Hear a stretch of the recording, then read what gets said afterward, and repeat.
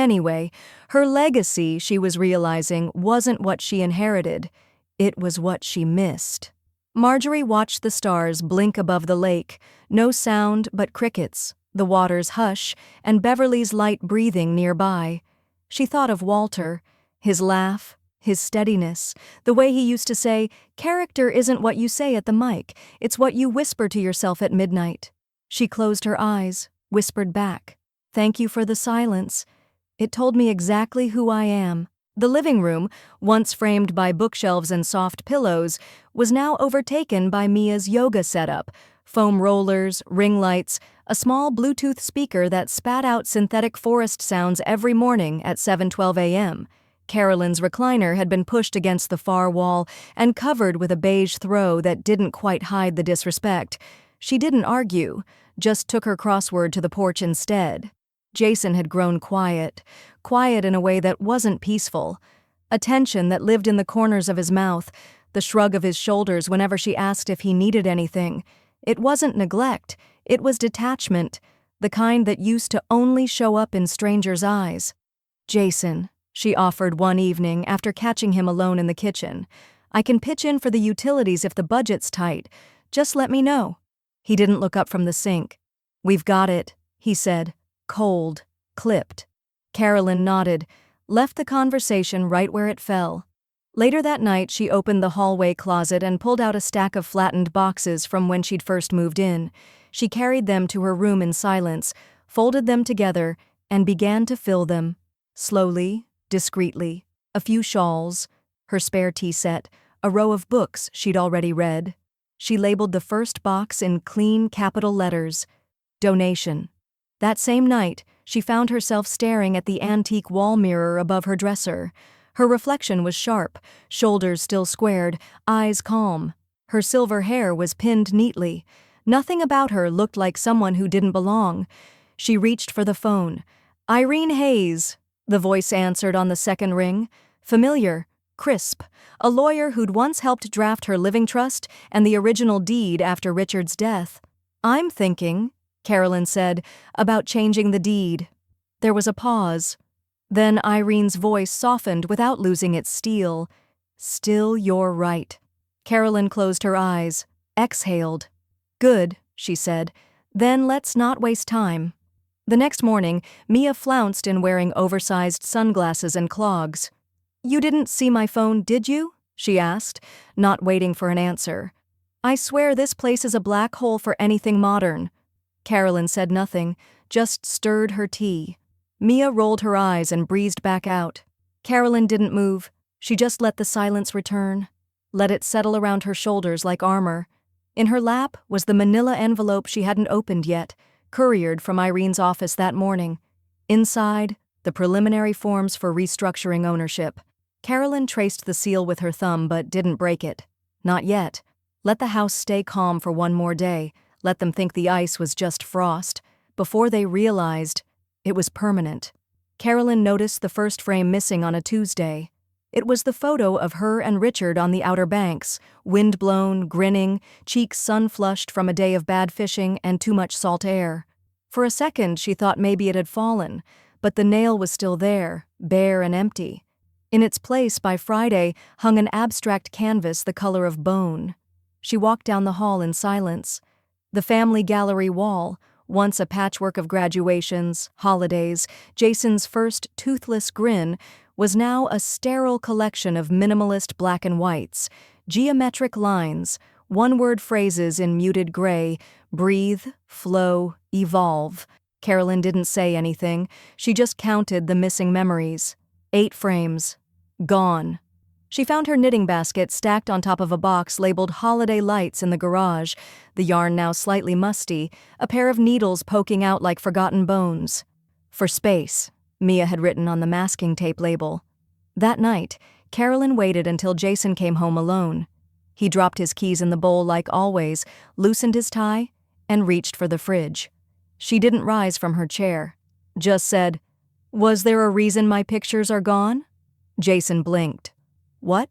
"The gallery wall, and the knitting supplies in the garage. I'm curious if there was a conversation I missed." He leaned against the counter, sighed. It's not personal, Mom. We're just trying to keep the place balanced, minimal, for our sanity. She stared at him for a long time. You mean for Mia's aesthetic? Jason looked down. It's not just her. Then it's not just a phase. He opened his mouth, then closed it, walked out of the kitchen without another word. The next morning, Mia caught her looking at senior apartments online. "Oh, you're looking at Willowview?" she asked brightly. "Good light. Private units. You'd have your own view." Carolyn clicked through a few listings. Neutral tone, warm features, communal dining. She nodded. "Seems peaceful." Mia sipped her smoothie. "Plus, you wouldn't have to deal with our chaos." There was no sarcasm in her tone, just clarity, as if she believed it would be a relief for all involved. Carolyn smiled. Exactly. She didn't mention she was calling for research, not for herself. She made 4 calls that afternoon, asked polite questions about wait lists and security deposits. She wrote nothing down. She was testing the waters to see how far others assumed she was willing to go. By the time Irene called back, Carolyn was watering the rose bushes along the side yard. "I reviewed the partial rights clause," Irene said. "If you buy out their stake, full restructuring is legal. No consent needed.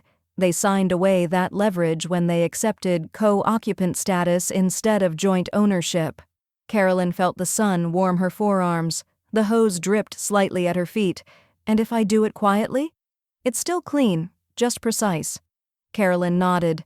"Good." Irene hesitated. "Carolyn, this will change things. Once it's filed, I'm not taking the house from them," Carolyn said evenly. "I'm just taking the illusion." She ended the call and walked back inside. The hallway was quiet. The gallery wall stared back at her, blank and pristine. She ran her fingers along the nail where her wedding photo used to be, then reached into the console drawer and pulled out the original, still in its silver frame. She rehung it. Dead center. Crooked on purpose. Later that night, while Jason and Mia watched a muted documentary about decluttering, Carolyn pulled out a second notepad. At the top, she wrote, "Phase 2, detach without notice." Below it, 1 bullet point. "Let them feel the silence before it echoes." She folded the page once, tucked it under her pillow, then turned out the light, smiling in the dark.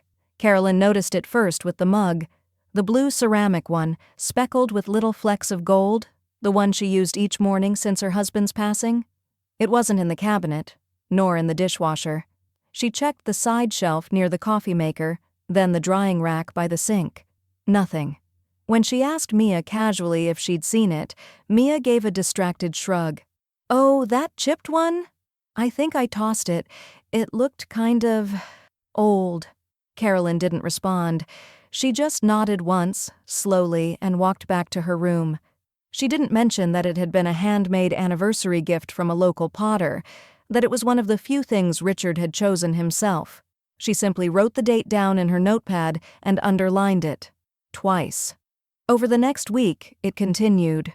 Her scarves vanished from the coat hook, her small collection of wind chimes once hanging on the back porch replaced with modern steel orbs that didn't make a sound in the breeze.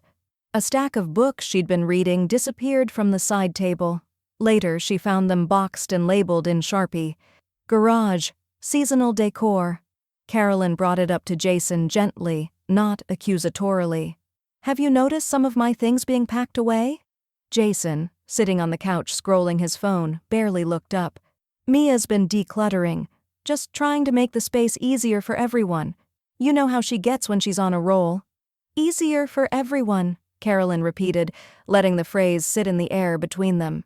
Jason adjusted his posture and added, "It's not personal, Mom. We're just trying to create a healthier flow in the home." There was that word again. Flow. As if the house were a river and she had become driftwood. Mia's friends came over that Saturday afternoon. They brought pressed juices and expensive dogs with Instagram accounts. One of them, a woman in lemon-colored linen and wedge sandals, pointed to Carolyn's armchair and asked, "Mind if I sit here?" before settling in without waiting for permission. "She's so adorable," another one whispered, laughing, as Carolyn brought out a plate of crackers and cheese and set it on the counter. Carolyn stood a little straighter and replied with the kind of smile she'd learned to perfect during years of PTA meetings and condolence calls.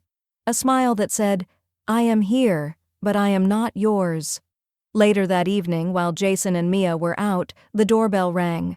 A courier handed her a flat envelope, legal-sized, discreetly stamped.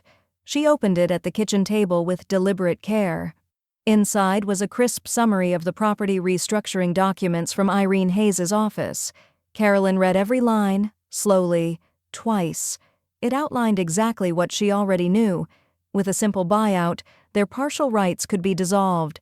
The power could be returned fully and permanently to her name alone. No permission required, no discussion needed, just execution. She didn't sign anything that night. Instead, she tucked the document back inside and placed it in the center drawer of her desk, the one they never touched. By Sunday morning, she began sorting her valuables, not angrily, not in panic, but with quiet deliberation. Her late husband's watch, the silver comb her grandmother gave her at 16, letters from Jason when he was in college, written in neat block handwriting before his tone turned managerial. Each item went into its own padded box. She labeled the cartons by hand, to keep, storage only. No one saw her carry the first few boxes into the trunk of her car. She waited until the house was empty, music still echoing faintly from Mia's Bluetooth speaker, and drove to a climate-controlled unit just outside downtown. The clerk at the counter didn't ask many questions. He didn't need to. The following Wednesday, Carolyn sat on the porch and made a call. "Is the Blue Hemlock cabin still available?" she asked, her voice steady. 3-week trial stay, correct? The woman on the line confirmed. "That's right." Carolyn gave her name and credit card number. She picked the start date for 2 weeks later. That would give her enough time to finish what needed doing, and for the silence in the house to reach the point where it was no longer accidental, but intentional. As she hung up, she glanced at the living room window. Inside, Mia danced in front of her phone, rehearsing a yoga routine for the internet. Carolyn watched her through the glass for a moment, then she turned her gaze toward the horizon, where the hills of Asheville rolled into mist and pine. She smiled, not out of happiness, but clarity. Her stay here had been temporary all along. Now it was just becoming official. The cabin sat on a gentle ridge, half hidden behind a curtain of pine and rhododendron. Its wood was dark, weathered, and comforting, the kind of place that didn't pretend to be anything other than quiet. The porch faced east, catching sunrise light that filtered like amber through the branches. Carolyn exhaled as she stepped inside, the screen door clicking softly behind her. No yoga mats, no ring lights, no synthetic forest sounds, just the creak of real wood underfoot and the low hum of wind sliding past old window panes. The living room smelled faintly of cedar and cinnamon. A handmade quilt folded neatly at the edge of a worn leather armchair. A basket of logs beside the stove. She placed her suitcase down and stood still, letting her body absorb the stillness. The kind of stillness that wasn't absence, but presence. She felt, for the first time in months, like the air didn't press back. The first morning, she rose early and made coffee on the old stovetop percolator, the way she used to before everything became programmable. She took her mug to the small writing desk near the window, opened her notebook, and wrote only 3 words: clean, not cruel. It was the phrase that had been circling her mind like a hawk for weeks, when Mia had tossed her keepsakes like clutter, when Jason had swallowed his spine and called it compromise. Carolyn wasn't looking to punish, that wasn't her. She just wanted precision, closure, a room where her voice still echoed and didn't get painted over. By the end of the first week, her breathing had changed. Slower, deeper. She no longer winced when passing mirrors. She spent afternoons reading on the porch, evenings journaling by firelight, and one long, contented Sunday doing nothing but listening to the birds rearrange their choir outside. The diner sat at a bend in the road near the base of the mountain, a squat, steel-sided building that hadn't updated its menu since the Clinton administration. It smelled of warm syrup and bacon fat, and Irene was already in a booth when Carolyn arrived. "You look good," Irene said, setting down her coffee. "I feel like myself again," Carolyn replied. "That's not nothing." Irene slid a folder across the table. Everything's ready. Your portion was always the majority. With the buyout, you'll have full legal authority again. No waiting period, no arbitration. Carolyn opened her wallet and pulled out a cashier's check. Irene took it, gave it a glance, then raised an eyebrow. Where'd this come from? Richard's annuity, Carolyn said. Never touched it. He set it up when he was still teaching full-time, called it my emergency parachute. I guess I finally decided to pull the cord. Irene nodded slowly. Well, congratulations. You're about to own your home again. Cleanly. Quietly. Fully, Carolyn added. They talked through the last procedural steps: transfer filing, notification language, certified delivery. By the time the waitress dropped off the check, everything was set in motion. 2 days later, Carolyn drove into town and walked into the Asheville post office. She handed the clerk a thick manila envelope addressed in her own steady hand. Certified mail, she said, signature required. The woman nodded, stamped it carefully, and slid it into the outgoing bin. Carolyn walked out without looking back. Inside that envelope was every piece of paper Jason and Mia needed to understand what had happened: a breakdown of the buyout, the deed transfer confirmation, a letter drafted by Irene that spelled out, in calm legal terms, that their partial claim had been formally voided. The house was hers again, legally, permanently. Back at the cabin that night, Carolyn lit the fire and curled beneath the quilt. Her fingers traced the edge of her journal page as she added a single line. They redrew the rooms. I redrew the lines. Outside, a wind picked up through the trees. A cleansing kind. It rattled the branches just enough to feel like permission. Carolyn closed her eyes and let the warmth wrap around her like a shield. Tomorrow, they would receive the letter. Tomorrow, everything would begin to shift. And for the first time in a long while, she'd no longer be on the receiving end. The letter arrived on a Thursday. Jason found it first, wedged among a bundle of glossy junk mail. The return address was Irene Hayes, attorney at law. The weight of it alone gave him pause. He tore the seal open at the kitchen counter, hands still damp from rinsing dishes. Carolyn wasn't home. Still at the cabin, though he didn't know where exactly. Just that she'd taken some time. By the time Mia read the document, her jaw tightened and her eyebrows cinched so sharply it looked like her face had folded in on itself. She skimmed the cover letter once, then again, slower, then slammed the packet onto the counter. She bought us out? Without telling us? Jason paced, letter trembling in his hand. She used Dad's annuity. I thought she'd forgotten about that thing. Mia crossed her arms. This isn't legal. It can't be. It is, he said, voice hollow. We signed those partial rights forms when she moved in, remember? No joint ownership, just occupancy. It was symbolic, not symbolic anymore. She snapped. She's evicting us. The next morning, the doorbell rang. Jason opened it, expecting a neighbor or delivery. But Carolyn stood there instead, her coat zipped, hair clipped back with precision, expression as unreadable as weathered stone. He blinked. Mom, I suggest you read the packet again, she said, her voice gentle, but stripped of apology. We did, Mia said from the hallway. And I'm telling you right now, this smells like elder abuse. We'll go public with this. A vulnerable woman manipulated into signing away her home. Carolyn turned her eyes on Mia like she was a sound being turned down, then calmly reached into her bag and removed another folder. She handed it to Jason. Inside, signed documents dated 2 years back, Jason's own signature on every page, stating clearly he understood his and Mia's occupancy rights were temporary.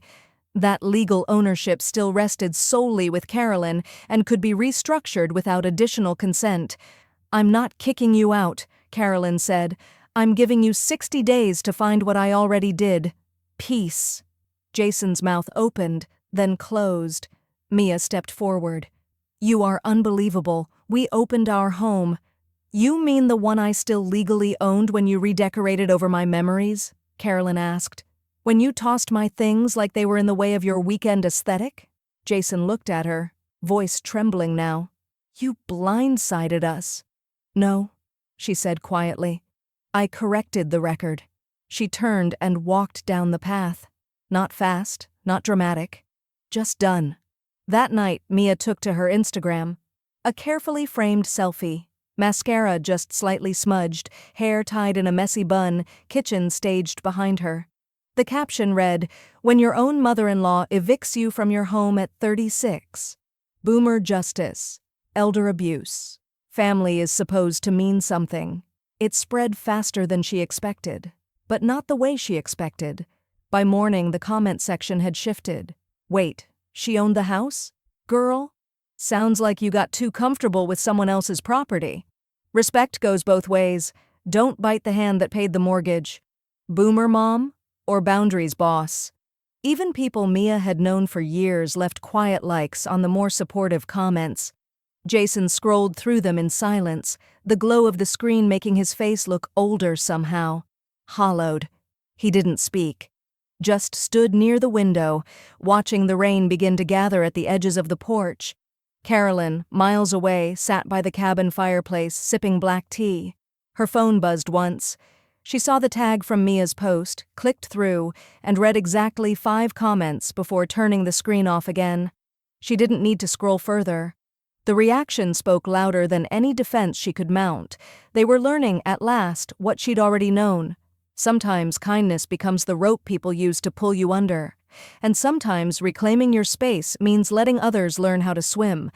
Outside the cabin, the rain turned steady. Cleansing. She picked up her pen, opened her notebook, and wrote just 2 words. Phase 3. The house was quiet when she stepped through the door. Not the stiff kind of quiet she'd grown used to over the past few months, the strained hush after Mia's passive sighs or Jason's clipped responses. No, this quiet was different, spacious, honest, like the walls had finally exhaled. Carolyn shut the door behind her and paused in the foyer. The filtered afternoon light from the kitchen skylight glinted off the floorboards, and dust motes hung gently in the still air. Jason and Mia had left that morning for a weekend getaway, Mia's idea of resetting the energy. Carolyn had smiled when she heard them packing, said nothing when they walked out. She just waited until the car was out of sight. Then came back. Her house, her timing. She began in the living room. Notebook in hand, she moved slowly, scanning each wall, shelf, and surface. The coffee table had a scratch that hadn't been there before, pen tip deep as though someone had dragged something sharp in irritation. She noted it. A post-it fluttered from the bookshelf. These books are just clutter. Her books. She flipped the yellow square into the trash and gently pulled her first editions back into a box labeled Keep, Owner Property. In the dining room, one of her mother's china dishes had been pushed to the back of the sideboard. She examined it for chips, found none, and wrapped it carefully in linen. A set of heirloom silver spoons, once polished and placed with reverence, now sat in a Ziploc bag beneath some extra placemats. She moved upstairs. Jason's old room still smelled faintly of dust and aftershave. She stood in the doorway for a beat, her eyes softening. Posters from his high school years had long since been replaced by Mia's idea of neutral tones. Beige drapes, a desk no one used, and a half-burned candle that smelled like artificial lavender. In the closet, tucked behind a box of tangled cords and a yoga wheel, she found it, Jason's old baseball glove, faded, worn smooth at the palm, initials faint but still visible in blue marker. She held it in both hands, her breath caught, just once. Not a sob, not a breakdown, just a pause, a muscle memory. There had been a time when he ran through this house barefoot, glove in hand, asking her to pitch just one more. She placed it in a separate box. No label. In her room, once hers, now referred to only as the guest suite, she found more signs of erasure. A note had been taped to the top drawer of her dresser in bold black Sharpie. "We're not living in a museum, Mom." Carolyn stared at it for a long time, then peeled it off slowly, folded it into quarters, and placed it in the trash without a word. She opened the drawer and found her pearl earrings tucked behind a stack of paper napkins. A crystal frame, One Richard had given her on their 25th anniversary was upside down in a bottom cabinet drawer beneath a pile of battery packs. Item by item, she gathered what was hers. Once she'd finished, she walked through the house again, barefoot this time, the floors cool, her steps even. In the hallway, she stood in front of the linen closet and opened it slowly.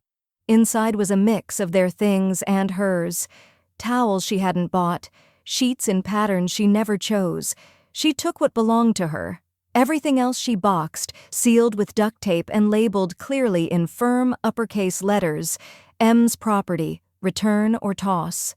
By the time the sun began its descent behind the hills, Carolyn had moved each of her boxes into the garage, stacking them neatly in a corner she once used for gardening tools.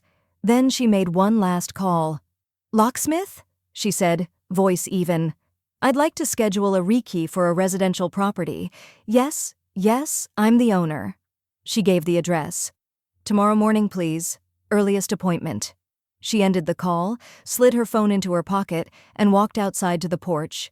The air was turning cooler, the birds quieter. She sat in her chair, her actual chair, and looked out across the yard. She had done it.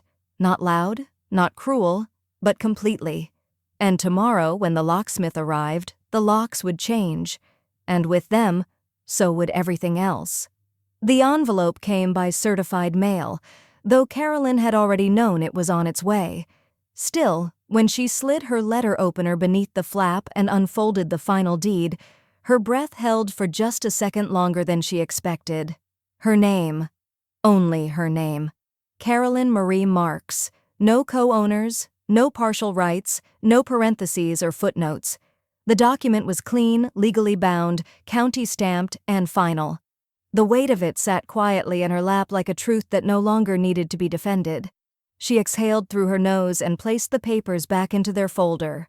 Then tucked that folder into a new fireproof box, freshly purchased from the hardware store, labeled in her own tidy handwriting, Legacy, finalized. By early afternoon, Irene arrived, hair swept into its usual low twist, briefcase in one hand, a glass jar of blackberry preserves in the other. "I brought this," she said, holding up the jar, "so I wouldn't show up empty-handed, but I'm also not leaving with it, so you'd better have toast." Carolyn smiled and ushered her inside, where the kettle was already beginning to hiss. By 3 o'clock, there were 4 women around the dining room table, each one with a teacup in hand and a linen napkin folded on her lap. Irene, Marlene from next door, Doris, who had once helped Carolyn during her recovery, and Beverly, the retired, who still insisted on mailing handwritten thank you notes. They didn't toast. They didn't clink glasses or give speeches. But there was a pause when the scones were passed, a kind of reverent silence before laughter began to thread through the room. No one brought up Jason or Mia. No one needed to. Later that week, a letter arrived, handwritten, slanted cursive in blue ink, from the clerk's desk at the local courthouse. Case dismissed. Mia Talbot vs. Carolyn Marks, filed under emotional distress, denied under insufficient merit. Carolyn read it once, folded it, and placed it in her shred pile. She didn't flinch. That night, she opened the binder where her estate documents lived and pulled out her will. She uncapped her pen. With steady strokes, she drew a firm line through Jason's name. Then, beneath the revised clause, she wrote in clean, unshakable ink, "Presence during need is Legacy's only price." She capped the pen, folded the will, replaced it. The next morning, she made a quiet call to St. Margaret's Community Center. She'd volunteered there once before her heart scare. "I'm not sure what help I can be," she said into the phone, "but I'm available." The coordinator sounded delighted. "We've just reopened the intergenerational mentorship program.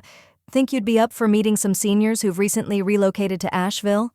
I think I'd be up for remembering what generosity looks like when it has boundaries." "Well," the woman said with a laugh, "we don't have a checkbox for that, but I'll mark you down for Thursday." That evening, her doorbell rang again. This time, it wasn't paperwork, just neighbors. Marlene's daughter dropped off lemon bars. Doris brought snickerdoodles. Someone even left a small plant with a tag that read, "For your new beginning." Carolyn set them on the counter, warmed by the way word had traveled, not like gossip, but like validation. A quiet chorus behind her that said, "You were right to take it back." And still, there was one more envelope. This one she didn't open right away. She took it to the study, lit a single lamp, and held it in her hands for a long while. Then she slit the seal and pulled out the deed to a different property. A modest two-bedroom house across town. She'd bought it in cash through a trust Irene helped her build. There was no announcement, no ribbon cutting, just a signature. Carolyn filed the transfer papers into a folder labeled, "To be donated, Elder Housing Trust. Not yet, but soon." And no one would know it came from her. Only that a place existed because someone believed space could be sacred again. She closed the drawer, locked it. Outside, dusk softened the yard into shadows. A wind picked up, and from somewhere beyond the porch, the sound of children playing carried faintly in the breeze. She leaned back in her chair. Let the weight of the day settle. One house reclaimed, one house waiting, and a future that no longer asked her to shrink inside of it. The text came just before noon. "Jason, Mia thought maybe we could do dinner, just talk things through, for closure. No pressure."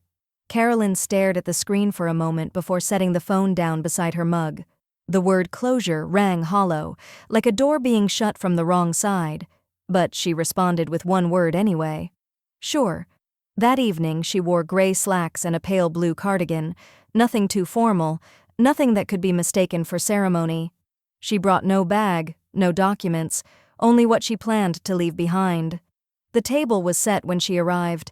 Cloth napkins, lit candles, even the good silverware, hers technically. A casserole dish bubbled faintly in the oven. Mia hovered by the counter, flipping the roasted vegetables. Jason poured wine like a man who hoped it could drown tension before it rose again. "Mom," he said with a nervous smile, "thanks for coming." "Of course," she replied. Her voice was calm, as always, just a touch quieter than usual. They ate slowly. Mia asked questions about the community center. Jason complimented the lemon bars someone had dropped off earlier that week. Everything was pleasant, polite, as if the last 6 months had been a brief misunderstanding instead of a slow demolition. "So," Mia said after the plates had been cleared, wine nearly gone, "we were wondering—" Carolyn's fork rested neatly beside her plate. "If you'd considered, now that things have calmed, maybe reversing some of the changes? With the deed? The ownership?" Jason cleared his throat. "What Mia means is, things got heated, and we didn't handle it well. We just thought, maybe, we could come to something fair. For all of us." Carolyn looked from one face to the other. Their expressions were carefully curated, regret-shaped, but she could tell the words had been practiced, rehearsed more than felt. "I see," she said softly. "You're asking if I'll undo what you assumed I'd never do in the first place." Jason flinched slightly. Mia didn't blink.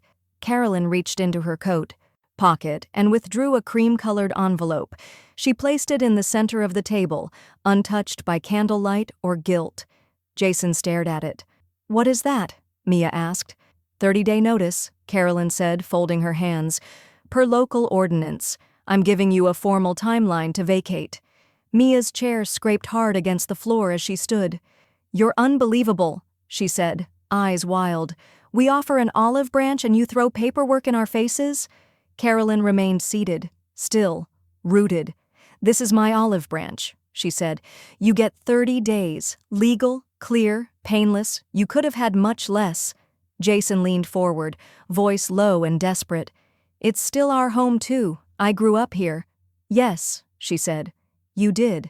And then you grew up and turned my bedroom into a guest suite.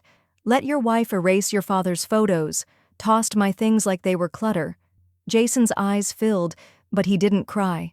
He just sat back, shoulders folding inward. Carolyn rose. She picked up her coat slowly, slid one arm in, then the other. She paused as she reached the doorway. "You asked for closure," she said. "Closure requires an ending. I'm offering one." Mia stood frozen near the counter. Jason opened his mouth again. but no words came. Carolyn gave the room one last look, not sentimental, not angry, just finished. She hugged no one. She walked to the door, opened it, and let the cold night air slip in around her. Behind her, the silence fractured into a whimper, either Jason's or Mia's, she wasn't sure. She didn't turn to check. As she stepped onto the porch, her breath curled in the air. The wind shifted, catching in the trees like applause. She walked toward her car, coat buttoned tight against the chill, headlights blinking in the distance. Back inside, the envelope remained on the table. Unopened, but undeniable. The listing appeared on a Tuesday morning, quietly, almost sheepishly, buried between a new duplex build in West Asheville and a fixer-upper on the south end of town. But Carolyn's house was unmistakable. The gabled roofline, the lilac bushes, the porch swing that hadn't belonged to anyone but her. The description was bland and eager. Charming 3-bedroom family home with potential for modern updates, motivated sellers, serious inquiries only. She read the copy twice, then checked the contact. Not Mia, not Jason. A real estate agent she'd never met. Local, young, probably looped in by someone playing games with borrowed authority. Later that afternoon, the agent herself called. "Hi, Mrs. Marks. I just wanted to verify some basic listing details before we finalize the open house." "Listing?" Carolyn asked gently. A pause, then some verbal shuffling. "Yes, the property at 122 Briar Ridge. Your son indicated there was shared ownership and—" "There isn't," Carolyn said, her tone even. "But go ahead and let it run." The woman hesitated. "Ma'am, I'm not sure I understand." "You will." She ended the call before clarification could bleed into apology. By Saturday, there were folding signs staked into the yard, freshly printed brochures tucked inside the fence gate. Carolyn watched from her parked car half a block away, the brim of her sun hat tipped just low enough to shield her eyes. Cars began to pull into the drive by noon, a couple with 2 toddlers, a man in hiking boots with a camera around his neck, someone in a Range Rover who looked deeply unimpressed before even opening the door. She waited until the 5th group entered before she stepped out. Her heels clicked softly against the sidewalk as she approached the house. Inside, Jason stood near the fireplace, gesturing vaguely at the vaulted ceilings as though he'd installed them himself. Mia trailed behind, attempting cheer with a pitchy, unconvincing cadence. "We've loved this house, really. So many memories here." Carolyn opened the door and walked in. Everything stopped. The chatter stuttered. One of the toddlers pointed at her and whispered, "That's the lady from the picture." Mia's face went slack. Jason dropped his brochure. The realtor, red-haired, blazer too tight, turned a shade paler. "I believe," Carolyn said calmly, "we've got a situation involving false representation of a deeded property." The room froze. Jason stepped forward. "Mom, don't," she said. To the realtor she added, "Did my son mention that he was not, in fact, the legal owner?" "No, he said there was some kind of shared—" "There isn't. There hasn't been for months." The woman looked between them, jaw clenched. "We'll need to pull the listing immediately. I could lose my license over this." "I'd say you should," Carolyn replied, "but I'm in a forgiving mood today." She turned to Jason and pulled a folded paper from her bag. No envelope, just the raw document, crisp and final. "Cease and desist," she said. "This covers unauthorized representation, fraudulent marketing, and miscommunication of property rights.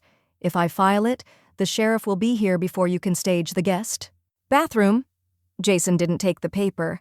She laid it gently on the mantel, right where their family photos used to live. The guests, stunned into silence, began to trickle out. Awkward nods, muted apologies. No one made eye contact, not even the toddlers. Mia whispered something to Jason, then disappeared down the hall. The realtor followed close behind, phone already out, muttering legal jargon to someone on the other end of the line. Carolyn stayed a moment longer. Jason stood still, arms crossed over his chest like a teenager about to be grounded. "It's really over," he said. "It was over the moment you mistook access for entitlement," she replied. He nodded. "Just once." Not in agreement, more in exhaustion or understanding. She walked past him, out the door, down the porch steps. The sign in the yard had already begun to tilt in the wind. She pulled it up and leaned it against the fence. Before she got into her car, she looked back just once. The curtains had parted slightly. Someone, Mia, was watching her from the hallway. Carolyn didn't wave. She didn't have to. The wind was enough, and the mantle now held only one thing: her signature. Carolyn began in the smallest room, the laundry nook tucked between the pantry and the back door. The wallpaper had peeled at the edges, faded from years of heat and steam, its dainty tulip print barely clinging to the drywall. She didn't rush, just stood for a while with a mug of tea, sleeves rolled to the elbow, watching the morning light shift across the tiles. Then she peeled the first strip. By midday, the wallpaper was gone. By the end of the week, the nook had been painted a soft moss green, chosen not for trend but for memory. Richard had once said it was the color of her eyes when she was angry and focused. The rest followed, piece by piece. In the front hallway, she rehung the framed needlepoint her mother had stitched in '78. In the den, she placed her hardcover books back on the shelves Jason had once labeled "too crowded." A small blue vase, cracked but precious, returned to the fireplace mantel. The rooms didn't just change, they exhaled. They uncurled, like flowers relieved of frost. She worked quietly, letting each day hold only as much as it needed to. Some rooms waited longer, others came alive more quickly. Her house, her rhythm. A week later, the volunteers from the Elder Housing Group arrived, 2 men and a woman, all graying but energetic, paint-splattered sneakers and laughter that echoed like spring. They helped her repaint the guest room, now her study, in warm amber tones. The woman, Darlene, whistled while she cut edges with painter's tape. "Feels like the kind of place where people finally listen to themselves," she said, brushing a smooth stroke along the baseboard. Carolyn smiled. That's the goal. They left her with a casserole, a thank you card, and a standing offer to help with the garden once April came. The next morning, Carolyn opened the front door and found a small bundle of forwarded mail on the porch. No knock, no doorbell. Mia had dropped it off. Carolyn saw the familiar cursive on the post-it stuck to the top envelope. Mail from last week. Didn't want it to get lost. No apology, no warmth, just acknowledgement. She stepped outside and glanced down the street. Mia was already backing out of the driveway, eyes forward, mouth tight. Their gazes didn't meet. Carolyn raised her hand in a small, neutral wave, not beckoning, not dismissing, just seeing. Mia didn't wave back. Carolyn brought the mail inside and set it on the counter. Bills, a gardening catalog, and a single envelope with no return address. She opened it last. Inside, an email printed out. From Jason. Subject: Can we talk? Body: I know we've both said our piece, but I still feel like there's something left. If you ever want to talk, no agenda, no angles, just tell me when. She read it twice, then turned to her laptop. Her fingers hovered for only a moment before she typed. Reply: You had months to talk. I had 1 moment to act. We're even. She hit send. Then she shut the laptop gently, walked into the living room, and selected a vinyl from her collection, the one Richard used to play Sunday evenings, soft jazz, no lyrics, just the mellow hush of saxophone and upright bass. The needle dropped with a quiet crackle. She sat back in her armchair, the one Jason had once moved to the garage, and let the music fill the space between walls that now remembered her name. Outside, the wind stirred the chimes on the back porch. She didn't need applause, or forgiveness, or closure. She had something rarer: control, and the luxury of deciding when and if she'd ever let either of them in again. The headline appeared below the fold in the Sunday edition of the Asheville Sentinel: A House Reclaimed When Legal Rights Become Personal Boundaries. Carolyn nearly didn't see it at first. She'd spread the paper across her kitchen table the way she always did, sections in neat stacks, crossword, clipped out for later, coffee steaming gently beside her favorite mug. It wasn't until the feature page fell open with a soft rustle that she saw the photo. It was her front porch, the swing, The chimes, the newly repainted door, still catching morning light like it had something to say. The article didn't name Jason or Mia, not once. The journalist, a soft-spoken woman in her 40s named Lee, had insisted on discretion. What mattered, she'd said during the interview, wasn't who Carolyn had pushed out. It was what she'd protected. The piece was measured, elegant. Carolyn's words had been recorded exactly as she'd spoken them. Control isn't cruelty. Sometimes it's a quiet form of survival. By noon, her inbox was full. Strangers, neighbors, 2 women from her old church, a former client from Richard's tutoring days. Even an email from a young man in Oregon who wrote, "Your story gave me the courage to reclaim my father's workshop. I didn't realize you were allowed to take back things people borrowed like they owned them." The comments online mirrored the tone. Grateful, moved, resonant. Carolyn replied only to a few. The ones that asked for nothing but offered something. Reflection, solidarity, the kind of warmth that didn't ask for access. That same afternoon, Irene forwarded a voicemail from a law professor in Boston. A firm voice, New England cadence clipped and practiced. "I'd like to request permission to use Ms. Marks's case in an estate law training module. The way she enacted a reverse claim, while maintaining ethical distance, is a textbook in proactive boundary setting. But more than that, it's instructive, especially for women clients navigating inheritance gray zones." Carolyn replied with a single condition: use it. But not as a tale of pity. "I never lost control. I waited. Precision only." Irene texted back a thumbs-up emoji and a gif of a sword being unsheathed. Later that evening, Carolyn sat at her desk and clipped the newspaper article into a large envelope.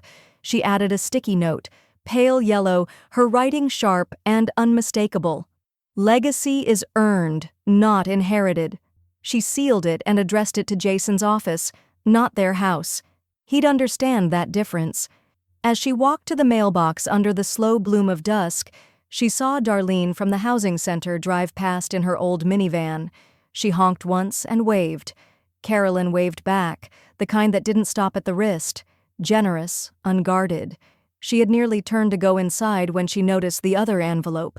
Thin, cream-colored, hand-addressed, but not in Jason's or Mia's hand. No return label. She opened it there on the porch, the paper still warm from the afternoon sun. Inside was a single page, typed cleanly. "Dear Mrs. Marks, I read your story in the Sentinel. I recognized the porch instantly. I used to sit on it, years ago, when your husband and I would go over research papers between semesters. I was one of Richard's colleagues at the community college. He spoke of you often, with respect and a kind of reverence you don't see much anymore. I'm now a trustee of a small philanthropic fund aimed at creating intergenerational spaces. If you'd ever consider turning your home or part of it into a quiet retreat for women navigating transition, I'd be honored to discuss terms. No pressure, just possibility. Respectfully, James Ellery Asheville Humanities Grant Consortium." Carolyn read the letter twice. Then again. She folded it neatly, brought it inside, and placed it beside her tea kettle. She didn't move for a while, just stood in the center of the kitchen, fingers brushing lightly against the countertop, as if steadying herself for a different kind of wind, not one that threatened, but one that invited. Outside, the air thickened with the smell of early honeysuckle. Somewhere in the distance, a car passed with its windows down, music trailing behind like a lost ribbon. Carolyn picked up the letter again, tracing the embossed seal at the bottom. Not yet, but maybe. Maybe the house had one more story to offer, one that wasn't about reclaiming the past, but about shaping the future. The sun hadn't yet crested the edge of the hills when Carolyn sat at the dining table, papers spread before her like a quiet ceremony. The same table where Jason once accused her of betrayal. The same place Mia had asked her to reconsider. Now it held only one question. Was she ready to let go? And still remain? The ink was dark, final. The pen smooth and deliberate in her fingers. The transfer wasn't a sale. It wasn't even a surrender. It was a transformation. The house would become part of the Asheville Elderscape Trust, a pilot program for community-supported transitional housing for aging women. She'd remain as resident steward, not owner, not tenant. Something between permanence and passing. She signed on page 3, then again on page 5, then twice more at the end, initials tucked into corners like quiet signatures on a quilt. When she finished, component placement, she looked up and saw the light touch the corner of the living room. It landed on the old photo of her and Richard, newly reframed beside a snapshot of the volunteers laughing mid-paint stroke. The doorbell rang just before 10. Carolyn opened it to find a woman in her early 70s, trim, nervous, and dressed in a cardigan far too thin for the chill. "Mrs. Marks?" she asked. "Call me Carolyn," she replied, stepping aside. The woman introduced herself as Joan, a retired middle school teacher whose rent had recently doubled after her apartment building was sold. "I never thought I'd be in this position," she said, voice low with embarrassment. "Neither did I," Carolyn said gently, leading her inside. "But look where we are." Joan moved slowly through the house, eyes pausing on each room like she was looking for memories she hadn't made yet. Carolyn had prepared the back bedroom. Fresh sheets, a pitcher of water, a small vase of rosemary by the windowsill. That night they ate lentil stew at the kitchen island, quietly at first. But soon, Joan was telling stories about students who'd mailed her graduation photos, and Carolyn was laughing in a way she hadn't since her first week at the cabin. By Thursday, 2 more women had arrived, both from wait lists that rarely moved. Carolyn didn't ask how they'd heard. It didn't matter. The house had begun whispering again, not as protest, as welcome. On Sunday, she opened the kitchen for a community meal. A few from the center came. One of the volunteers brought her teenage granddaughter. Joan made a pie. Carolyn made a list of names on a folded paper towel so she wouldn't forget anyone the next time they came. The walls, once bare and blank for Mia's aesthetic, now held a patchwork of faces. Doris from next door, Darlene mid-laugh, Joan standing beneath the dogwood tree, squinting into the sun. Even one of Richard, teaching at the chalkboard, donated by James Ellery after digging it out from an old departmental archive. That night, after the dishes were done and the last guest had left, Carolyn sat at her desk and opened her journal. She wrote, without pause, "This is what homes are for." Then she slipped the signed trust papers into a folder and sealed it. She addressed it to Irene, with a note clipped on top, "Closure file, retain, but no response needed." And finally, before turning in, she pulled out one last note card, a thick white square, blank on one side. On the other, she wrote, "Forgiveness is not required. Peace is." She left it on her nightstand, beneath her reading glasses. Outside, wind stirred the trees again, but not like it had months ago. No longer cleansing. Now it simply circled, as if the house itself was breathing, and she, finally, was letting it speak. It was late morning when Carolyn finally opened the lockbox. She'd moved it from closet to closet over the years, through renovations, grief, and guest room rebranding. It had always felt too heavy to deal with and too sacred to discard. But now, with sunlight pooling through the kitchen window and quiet footfalls of the new residents upstairs, the moment had come. She sat on the living room floor with the box in her lap, an old metal thing dented at the corner, the kind with a clasp that stuck unless you coaxed it just right. It took a minute. Then the lid gave. Inside, time. Folded, creased, and yellowed at the edges. The first thing she pulled out was a pale blue envelope with a tiny ink smudge near the corner. She opened it slowly. Her first paycheck stub. 1973, bookstore clerk, $63.88.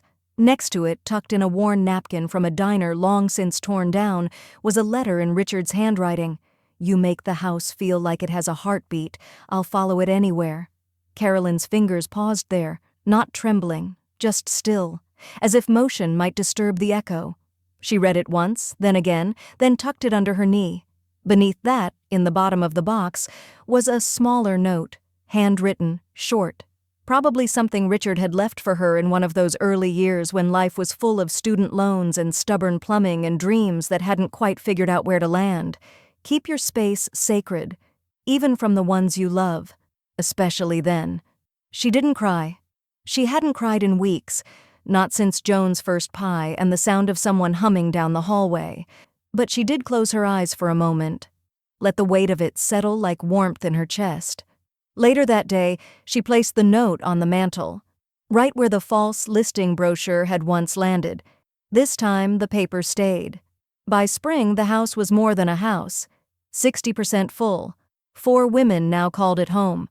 Joan, a former nurse named Grace, an artist named Yvonne, and a recently widowed librarian who hadn't spoken much but smiled often. They shared dinners, chores, recipes, and once on a rainy Thursday, a full bottle of wine and 3 playlists from the 80s. The neighborhood had begun referring to it simply as the reclaimed home. A local middle school teacher requested a tour for their 7th grade history unit. On spaces, she explained over the phone, and the different ways we define home. Carolyn agreed. She printed out laminated quotes from residents, added framed photos along the main hallway, labeled the kitchen commons and the dining room conversations. When the kids came, they asked everything from, "Do you have Wi-Fi?" to, "Why did the house need reclaiming?" Carolyn answered every question. Patient, steady, honest. She showed them the old garden gate that Jason once broke and never fixed, now painted robin's egg blue and holding fast. That Sunday, she hosted poetry again. 3 folding chairs turned into 6. Someone brought a guitar. Carolyn read a few lines from a Mary Oliver piece and then one of her own. The house didn't need silence anymore to feel peaceful. It had earned the right to hold sound. That afternoon, a bouquet arrived. White roses, expensive ones. No note, no sender. The florist had Jason's name on the order slip. Carolyn didn't flinch, just clipped the blooms short, stripped the leaves, and walked them out to the compost bin. She watched them land among coffee grounds and onion skins, then returned to the garden, where mint and lavender were beginning to push through the thaw. She knelt and cleared the soil around the thyme. The air smelled of loam and something sweet beneath it, maybe apple blossoms, maybe memory. She wasn't lonely. She was alone, yes, but in the way a tree stands alone, rooted, reaching. In the window behind her, the lockbox sat open still, its lid gently swaying in the breeze from the cracked pane. Not forgotten, just done. The county recorder's office was quiet, the way government buildings tend to be on warm weekdays, fluorescent lights humming low, linoleum worn smooth by decades of appointments, divorces, and deeds. Carolyn stepped to the counter, folder in hand, scarf tucked gently around her neck. The clerk, young, polite, a little flushed from the heat, scanned her ID, typed something, and turned the screen slightly toward her. "There it is," he said, tapping once. Carolyn leaned forward. "Marks, Carolyn Marie sole owner. Recorded 2025, no co-ownership, no conditional rights." There it was, not a victory, not a banner. Just a fact, uncomplicated, unchallenged, and legally hers. She smiled. Not triumphantly, but completely. Before she left, she handed the clerk a sealed folder marked "Reference Copy, Discretionary Use." Inside, annotated deed templates, excerpts from estate law cases, and a handwritten note clipped to the front. "If another woman ever walks in here unsure whether she's allowed to say no, show her this first." She walked out into late spring light, the sun slanting across Main Street in golden sheets. Wind stirred faintly along the sidewalk. She didn't feel younger or lighter. She just felt clear. That afternoon, she met James Ellery at the edge of the backyard, near the old fence where ivy used to choke the posts. He brought contracts. She brought lemonade. "I thought maybe just the west lot," she said. "Enough for 12 beds and a few benches. Nothing too fussy." James nodded. "Community garden? For anyone who needs to put something back in the ground after having it pulled out." He signed. She initialed. By the end of the hour, 1/3 of the land had been formally donated to the Elderscape Outreach Plot Initiative. In the weeks that followed, volunteers arrived with shovels and lumber. Neighbors dropped off tomato seedlings and seed packets labeled in looping cursive. The soil, once stamped flat from years of parked cars and forgotten holiday decorations, grew soft again. By June, there were bell peppers coming up beside basil. Someone planted sunflowers along the back gate. Carolyn named them after women she admired: Audrey, Eleanor, Dolores. One Saturday, she sat on the porch with Joan and Yvonne, watching two girls from the neighborhood play tag between the raised beds. "This place used to be hard," Joan said quietly. Carolyn didn't disagree. "Now it's just honest." Inside, the kitchen buzzed faintly with music. Darlene was frosting a cake. The scent of cardamom and brown sugar floated to the porch in warm pulses. Carolyn tilted her head, catching the sound of laughter spilling from the hallway where Grace was showing a new resident how to open the antique window latches. The house, once war-torn, now held layers. Not paint, not decor. Something less visible, more permanent. That night, alone in her room, Carolyn opened her journal. Not the daily one, the other, the one she kept tucked between novels on her bookshelf, spine cracked, pages stitched back together with tape and resolve. She turned to the final page and wrote in a steady hand, "Everything went wrong after I moved in. Then I moved out and took their access with me." She paused, then underlined one word: access, not love, not connection, just the assumed, unearned entitlement to her time, her name, her rooms. She capped the pen, smoothed the page, and slid the journal into its cloth sleeve. Outside, porch lights twinkled soft against the evening. She walked barefoot to the front step, where she could hear the last of the garden laughter trailing off into the dusk. A screen door clicked. A cicada whined. Someone inside asked if there was more cake. Carolyn didn't answer. She just sat, not in reflection, not in mourning, but in stillness. Her name no longer needed to echo through the house. It was etched, where it belonged, and this time no one would paint over it.